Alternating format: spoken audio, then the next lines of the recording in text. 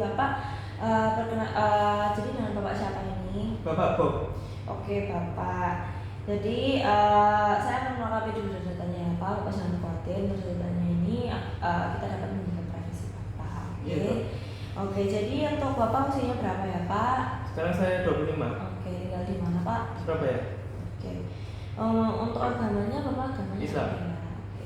Bapak pernah apakah bersekolah untuk jenjang pendidikan Bapak? Apakah Bapak sekolah SMP, SD, SMA ataupun kuliah Pak?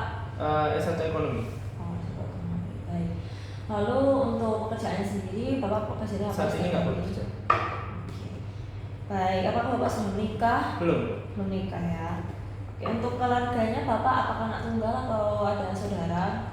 Saya anak kedua dari 3 bersaudara. Oke, baik Pak. Ada keluhan apa ya Pak? Iya, jadi saya sering itu kayak sering sesak nafas, terus kalau malam itu kayak sering kebangun, jadi kayak tidurnya nggak enak, terus kayak sering tiba-tiba keringat dingin, terus deg-degan gitu dok, kayak sampai hampir mau copot gitu kayak. Nah terus makanya kayak udah bolak-balik itu ke UGD, cuman pas di sana itu kayak ngomonginnya sehat-sehat aja sama UGD, sampai akhirnya dokter UGD-nya ngarahinnya ke poli jiwa.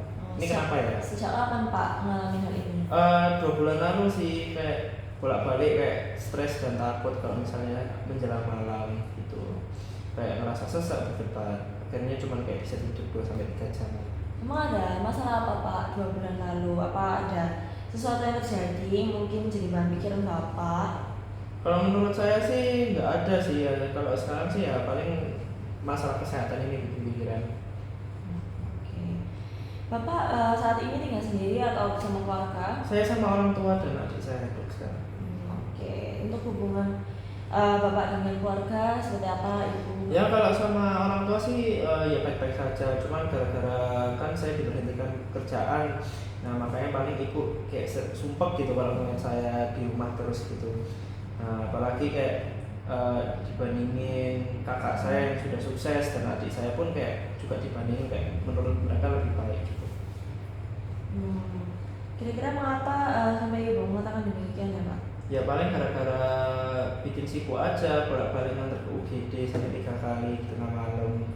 Ya mereka nggak ada yang kayak ngerasa saya, kayak nggak ada yang mengerti saya sih kenapa kok saya bisa kayak gini.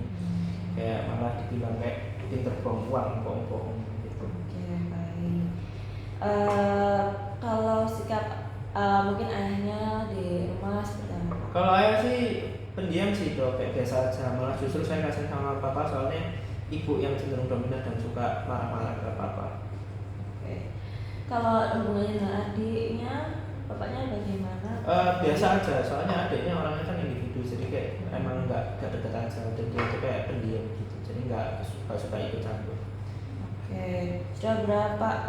Bapak apakah sebelumnya pernah berpacaran atau akan saat ini sedang berpacaran? Iya dulu pernah sempat pacaran itu putus hari-hari sebelum diberhentikan kerjanya di PHK. Itu pun udah juga lumayan lama sih dok, cuman ya ibu saya juga pernah ngelarang saya berpacaran soalnya dia kan juga senior saya, supervisor saya gitu. Sudah berapa lama Pak pacarannya? Kalau kenalnya sih 2 tahun, tapi kalau benar-benar dekatnya dan jadiannya itu 6 bulan mas. Ya sampai cukup dekat lah, sampai pernah hubungan dikit. Oke. Ada rasa kekecewaan yang berat Pak saat putus? Ya kecewa sih, apalagi udah menyerahkan keperawanan kan dok, jadi kayak sempat mau coba jadian lagi namun nggak mendukung. Nah terus sempat saya pikiran lagi, ya udah terima aja gitu. Waktu itu apa ya Pak penyebabnya sampai putus? Untuk apakah memang berdampak juga untuk pekerjaan Pak? Ya kalau putusnya sih putus biasa sih. Dia soalnya pengen nyariin orang tuanya, terus kalau hubungannya sama kerjaan sih nggak ada ya, soalnya nggak ada yang tahu kalau misalnya saya juga pacaran sama beliau. Oke, baik. Bagaimana dengan selain ada gangguan tidur, apa ada hal lain Pak yang dirasakan selain itu, atau ada nafsu makan yang kurang atau menurun gitu. Iya, jadi kayak saya gampang lupa juga, nafsunya turun sih, semuanya pokoknya jadi lambat gitu, kayak gampang gampang deg-degan gitu. Oke. Untuk hobi atau kebiasaan yang menyenangkan, apakah Bapak memiliki hobi atau? Ya, hobi saya sih jalan-jalan dok, cuman kan gara-gara pandemi jadi nggak bisa jalan-jalan, itu pun juga nambahin stres itu pastinya. Oh, jadi jarang ya untuk melakukan hobinya. Oke, untuk mungkin memang secara fisik sudah bisa dinyatakan baik hasilnya, berarti kemungkinan berkaitan Pak dengan faktor psikis. Jadi dari pikiran itu bisa menimbulkan keluhan seperti yang Bapak rasain. Bapak Bob sebelumnya apakah pernah ada rasa cemas ataupun respon jika berhadapan dengan sesuatu yang membuat tidak nyaman, itu gimana respon Bapak? Ya kalau saya sih emang pencemas ya dok, jadi makanya kalau orang kerja itu nggak bisa kayak sinkron sama saya, soalnya mereka santai, dan aku kayak harus cepet-cepet sampai kayak kalau kerjaannya nggak selesai itu kayak stres gitu dok. Makanya kayak sering kali kalau kerjaannya nggak selesai itu dibawa pulang. Apakah ada Bapak kepalanya pada saat stres, apakah Bapak merasakan adanya pusing atau mual gitu Pak? Ya kalau itu sih sudah 7 tahun, kayak dari saya kelas 3 SMA. Oke. Selain dengan mendengarkan, selain itu Bapak apa kalau misalnya ada stres, Bapak bisa, apakah ada yang Bapak bisa lakukan untuk menenangkan stresnya itu? Ya kalau saya sih suka dengerin musik sama jalan-jalan gitu dong.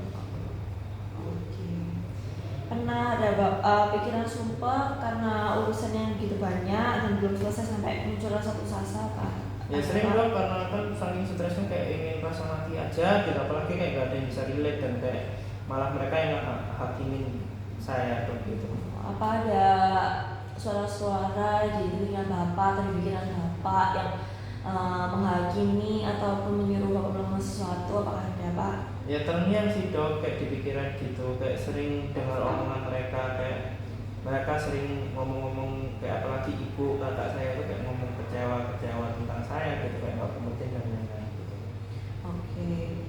Baik, apakah dalam keluarga ada yang mengalami seperti Bapak, jelas-jelas seperti Bapak, ataupun mengalami gangguan jiwa pada keluarga Bapak?